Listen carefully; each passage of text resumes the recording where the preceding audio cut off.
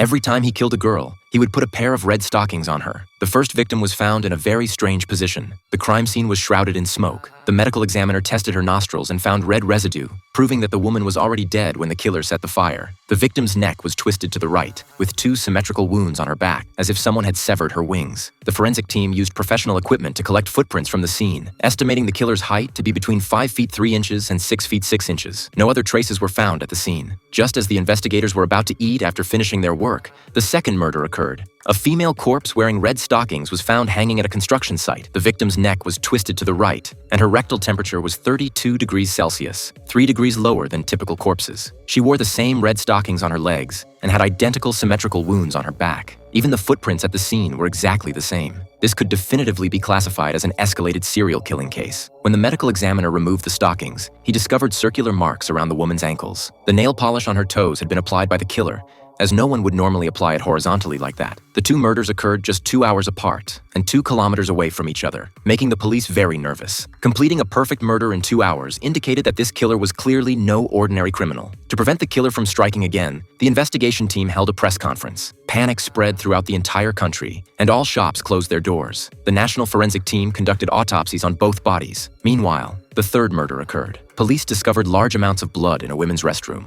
2,000 milliliters when collected. Although no body was found, it was sufficient to determine that the victim was dead. The situation had become critical, yet the medical examiner continued working methodically on the autopsies, providing no information. Lena mapped out the killer's movement pattern. The 3 murders formed a straight line, each spaced 2 kilometers apart, with 2-hour intervals between crimes. Based on this pattern, the next murder would occur 2 kilometers further along the line. They were running out of time. Through their investigation, the team learned that the killer had purchased 9 pairs of stockings, meaning he wouldn't stop until he had killed 9 people. Due to poor surveillance footage quality, police couldn't identify the killer. Soon after, the 4th murder occurred at the predicted time and location. Only a foot wearing a red stocking was found at the scene, with black nail polish on the toes. The medical examiner requested the foot for examination. Using a cotton swab, he collected samples from the cut surface and had his assistant perform a toxicological analysis. When the results came back, the medical examiner burst into the police headquarters meeting room and announced that all their assumptions were wrong and that there was actually only one real victim.